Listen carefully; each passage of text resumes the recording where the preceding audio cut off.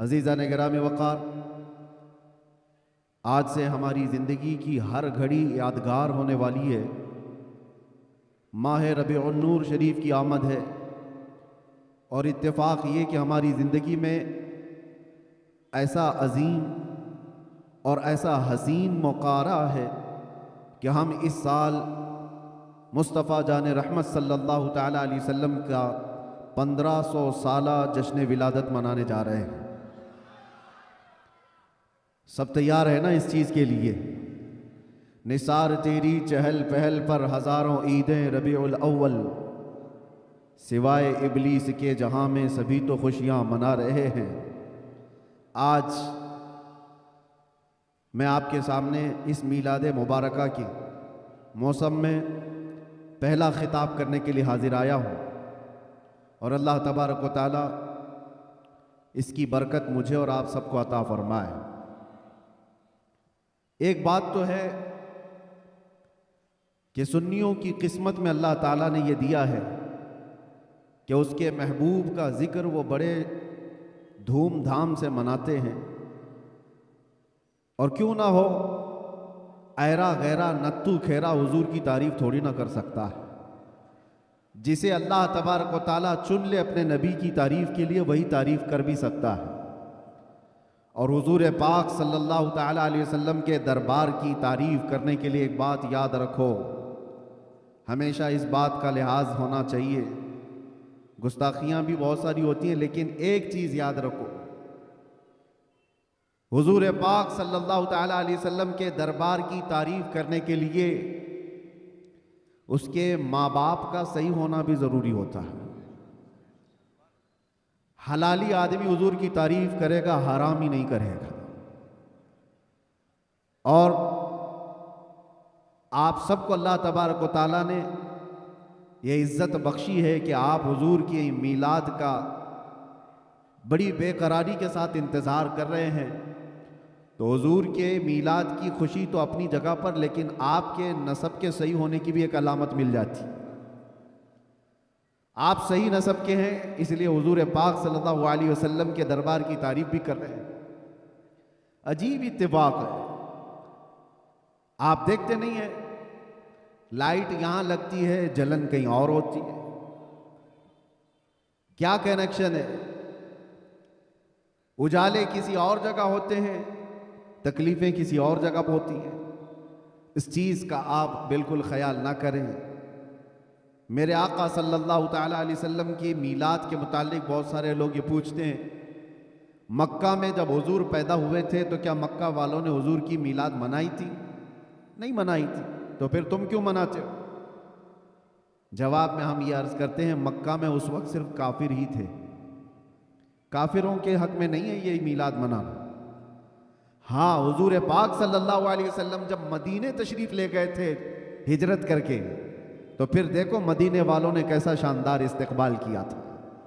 जब हुजूर अकरम सल्लल्लाहु अलैहि वसल्लम तशरीफ लाए थे, गली कूचों से निकले हुए मदीने तैयबा के हर घर से छोटी छोटी बच्चियां भी दफ बजाते हुए क्या ये नहीं गुनगुनाती थी, तलअल बद्रु अलैना मिन सनियातिल वदाई वजबत शुक्र अलैना मा दआ लिल्लाहि दाई। ये कलमात आज भी पूरी दुनिया में गूंज रहे हैं। ये किसके कलमात हैं? ये मदीने वालों के कलमात हैं, जो अपने आका की आमद की खुशी में गुनगुनाए थे। इसीलिए अगर कोई ये कहता है कि मक्का वाले हुजूर की मीलाद नहीं मनाए थे, तो हम कहते हैं तुझे मक्का वाले मुबारक हो, हमें मदीने वाले मुबारक है। मदीने वालों ने तो हुजूर पाक सल्लल्लाहु अलैहि वसल्लम की आमद का शानदार इस्तकबाल किया था। तो जिसकी किस्मत में मक्का के काफिर आए वो जाने, हमारी किस्मत में मदीने की मोहब्बत वाले आए, अल्लाह का फजल एहसान। अल्लाह करे कि आखिरी सांस तक मदीने वालों की इक्तिदा करते हुए रहे। अजीज़ान गिरामी वक़ार, नबी आखिरुज़्ज़मान सल्लल्लाहु ताला अलैहि वसल्लम की विलादत की खुशी क्यों ना हो? मुझे हैरत होती है, आज पूरी दुनिया में सऊदी से लेकर दुबई हो, बहरीन हो कि कतर हो, या जितने भी बनाम मुसलमान ममालिक हैं, इन सब के यहाँ भी ये कल्चर आम है। बादशाह हो कि उसका चोर बेटा हो या किसी और का डाकू बेटा हो, लेकिन जिस दिन पैदा होता है उसका हैप्पी बर्थडे तो बड़े धूमधाम से मनाया जाता है। उस वक्त कोई सवाल नहीं होता, कोई एतराज़ नहीं होता। और कहा यह जाता है कि ये तो एक नॉर्मल सी चीज़ है, कॉमन चीज़ है, सब जगह हो रही है, इसको हम दीन समझ करके नहीं मनाते, खुशी समझ करके मनाते। मेरे अजीज़ों, यहाँ पर दीन समझ करके नहीं मनाते, अपने बच्चों के बर्थडे खुशी समझ करके मनाते हैं। सारी खुशियां मेरे मुस्तफ़ा के कदमों पर कुर्बान। वो जो न थे तो कुछ न था, वो जो न हो तो कुछ न हो, जान है वो जहान की और जान है तो जहान है। सुभान अगर अल्लाह। हुजूर पाक सल्लल्लाहु ताला अलैहि वसल्लम के लिए तुम ये बात महसूस करते हो कि हम अपने बच्चों की खुशियां समझ करके मनाते हैं, नादानो, सारी खुशियां एक तरफ, मेरे मुस्तफ़ा के आने की खुशी एक तरफ। सुभान अल्लाह, बेशक। इस बात को हमेशा याद रखो। अल्लाह ताला ने कुरान पाक में फरमाया, 7वें पारे की आयत है, ईसा अलैहिस्सलाम की दुआ है। ईसा अलैहिस्सलाम अल्लाह की बारगाह में यूं दुआ कर रहे थे, रब्बना अंजिल अलैना माइदतम मिनस समा तकूनु लना ईदन लिअव्वलिना व आखिरिना व आयतम मिनक। ईसा अलैहिस्सलाम ने क्या दुआ किया था पता है? अल्लाह की बारगाह में दुआ किया है, अल्लाह आसमान से एक दस्तरखान उतार दे मेरी उम्मत के लिए, जो खाने नेमत हो, जिसमें जन्नत के खाने हो। और साथ में ये लफ्ज़ कुरान पाक का मैं बता रहा हूँ। ईसा अलैहिस्सलाम यूँ कहते हैं कि ऐ अल्लाह, जिस दिन ये दस्तरखान उतरेगा वो दिन हमारे अगलों और पिछलों के लिए ईद का दिन होगा। वो दिन हमारे अगलों और पिछलों के लिए क्या होगा? ईद का दिन होगा। तकूनु लना ईदन लिअव्वलिना व आखिरिना, कुरान पाक में सूरह माइदा की आखिरी आयतों में से। तवज्जो, ईसा अलैहिस्सलाम ये कहते हैं जिस दिन आसमान से दस्तरखान उतरेगा वो दिन हम सब के लिए ईद का हो जाएगा, हमारे लिए भी, हमारे अगले और पिछलों के लिए भी।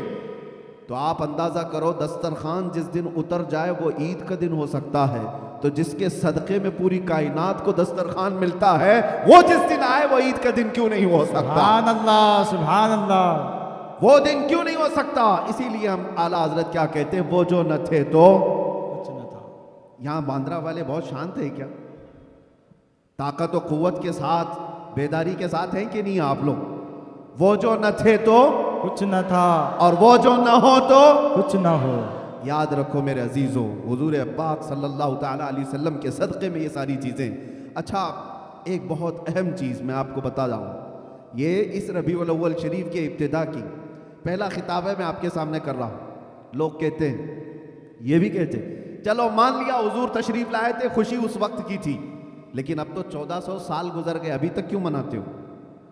हुजूर सल्लल्लाहु ताला अलैहि वसल्लम जिस वक्त आए उस वक्त खुशी मना लिया गया होगा, वो अलग बात है, लेकिन अब तक क्यों मनाते हो? जवाब सुनो मेरे अजीजों, इसलिए कि आम लोगों की बात अलग है, मुस्तफ़ा की बात अलग है। वो आम लोगों में से नहीं है। इस पूरी कायनात में मैं एक मिसाल आपको देता हूं, चाहे हमारे इस स्टेज की मिसाल ले लो, इस पंडाल की ले लो, या किसी की शादी की मिसाल।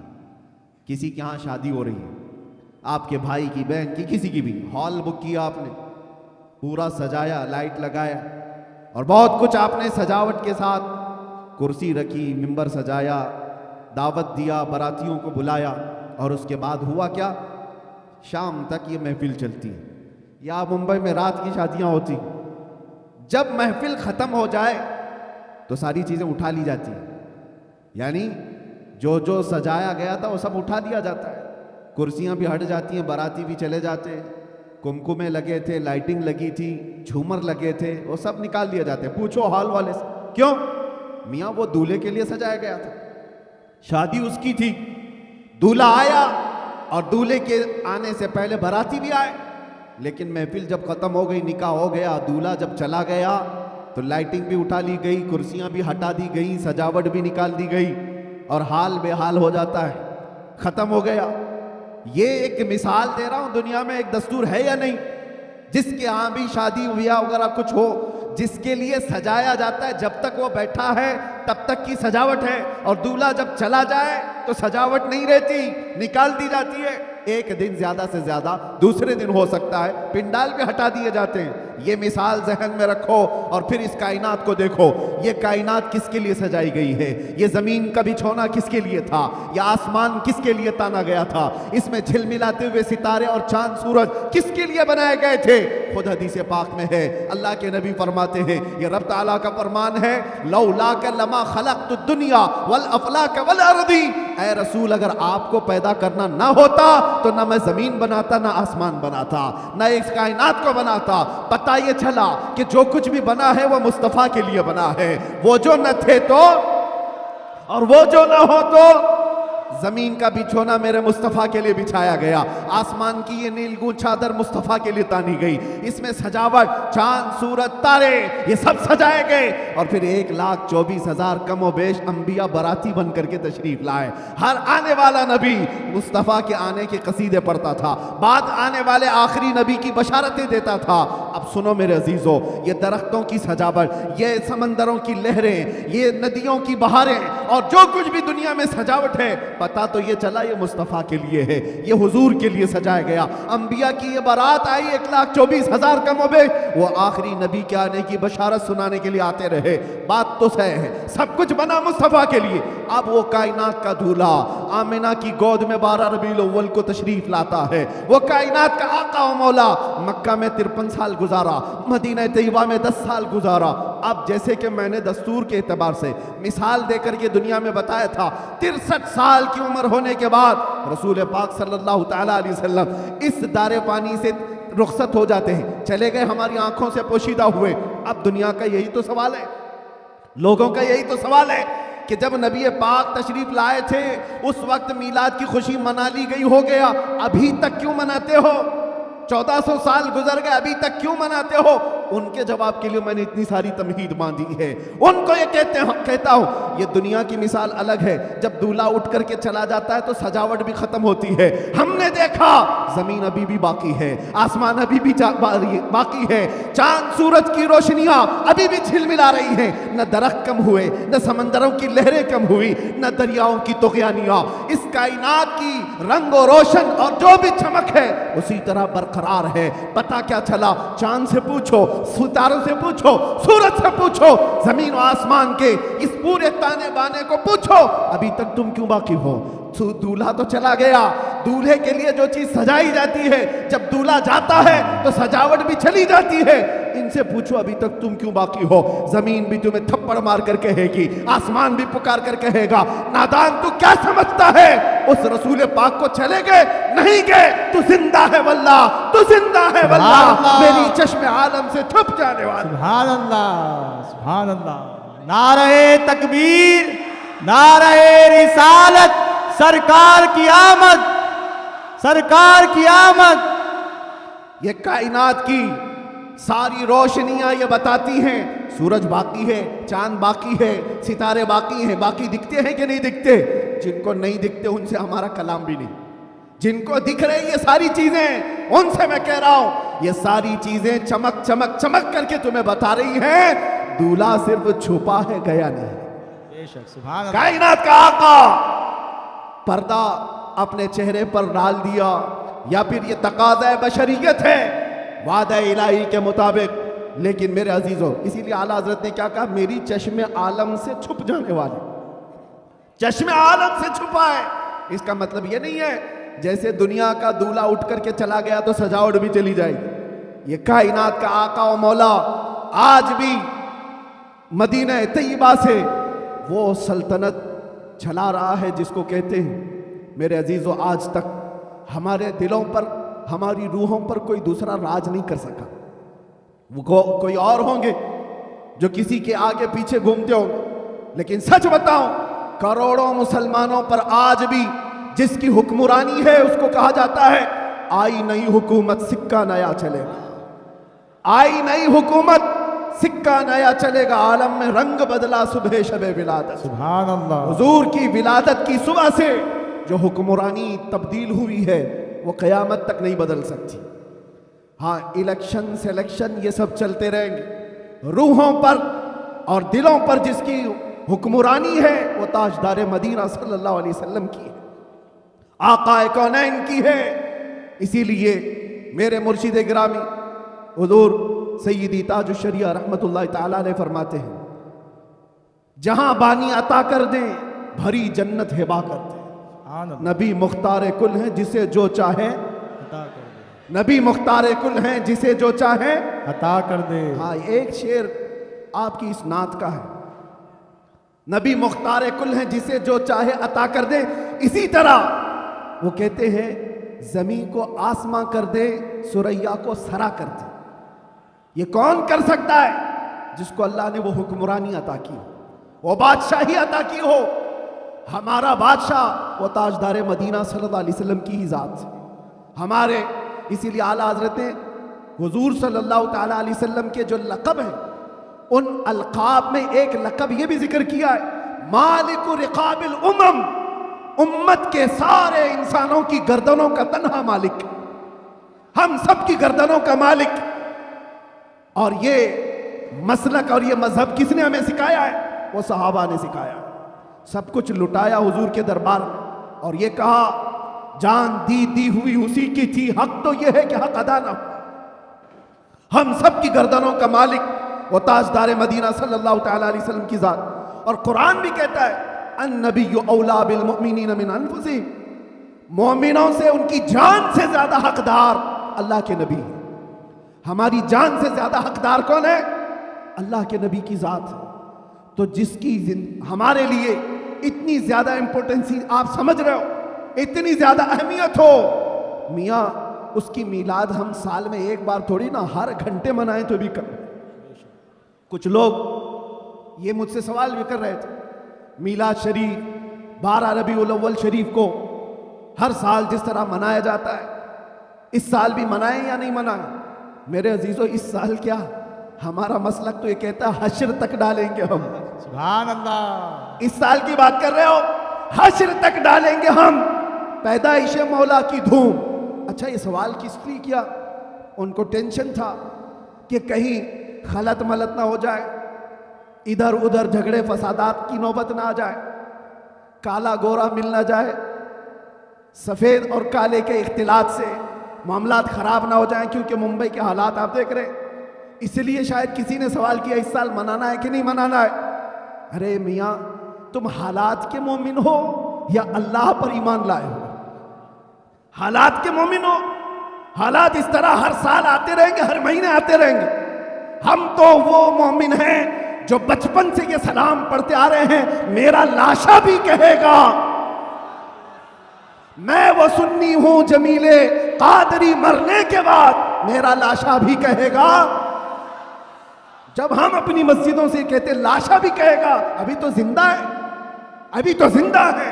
किसने कहा तुमको कि मिलाद नहीं मना सकते, जुलूस नहीं निकाल सकते? अरे उन लोगों का, हुकूमत का, डिपार्टमेंट का जुलूस अपनी जगह पर, दीवानों का जुलूस अपनी जगह। सुभान अल्लाह, सुभान अल्लाह। हम किसी को दिखाने के लिए नहीं करना चाहते, हम जो कुछ भी करते हैं वो मेरे मुस्तफ़ा की इज्जत के लिए करते हैं। सुभान अल्लाह। अगर वो राजी हैं तो सब कुछ दुनिया हमारी है, और अगर वो रूठ गए तो तुम बड़े बड़े जुलूस निकाल करके भी कोई हासिल नहीं कर सकते, किसी तरह का कोई हुसूल नहीं। तो मैं ये कह रहा था, हश्र तक डालेंगे हम। आला हज़रत क्या सिखाते हैं? हश्र तक डालेंगे हम पैदाइश मौला की धूम, मिसले फारस नजद के किले गिराते जाएंगे। हुआ क्या था?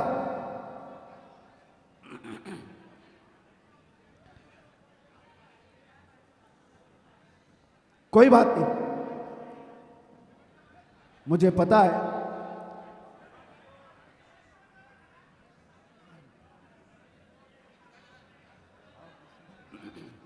क्राउड ज्यादा है, जगह कम है।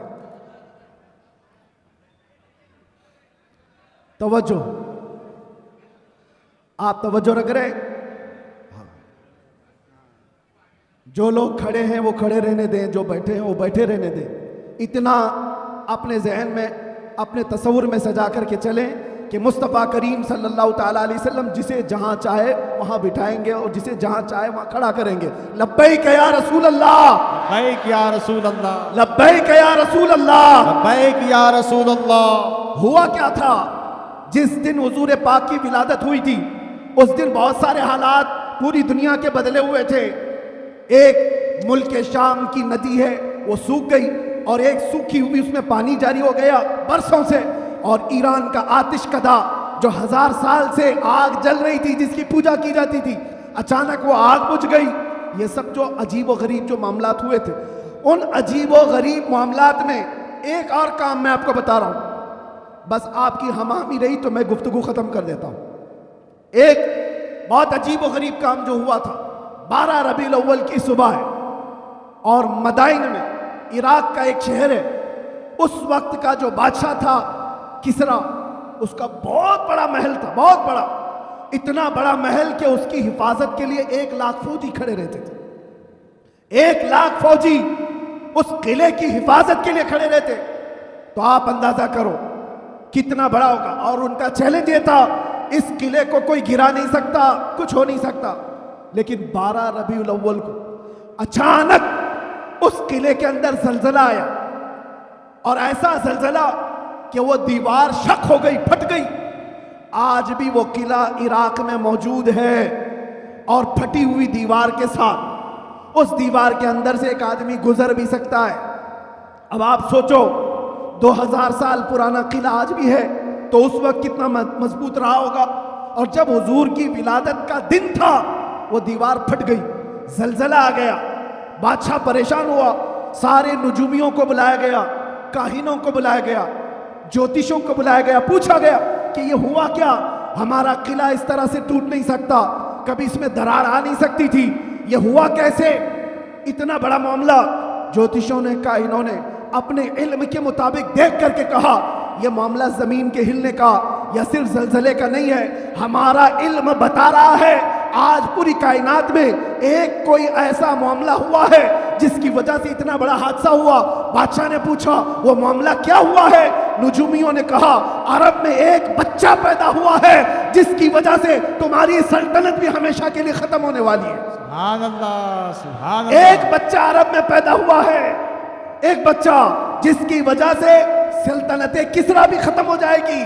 बादशाह परेशान, लेकिन वो बच्चा कौन था उस वक्त उनको नहीं पता चला, लेकिन वो बच्चा था आमिना का लाल, अब्दुल्ला का दुलारा, मेरे रब्बे जुल जलाल का वो महबूब नबी जिसको हम अपना आका व मौला कहते हैं। अब सुनो, हुजूर की विलादत के दिन हुआ क्या था?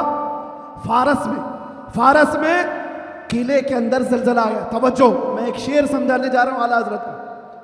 फारस उस इलाके को कहते हैं जो पूरा ईरान, इराक उस वक्त था। फारस में जलजला आया और किला क्या हुआ, शक हुआ और दीवार फट गई। अब सुनो, वो एक बार हुआ था जब हुजूर की विलादत हुई थी 12 रबीउल अव्वल, फारस का किला फट गया।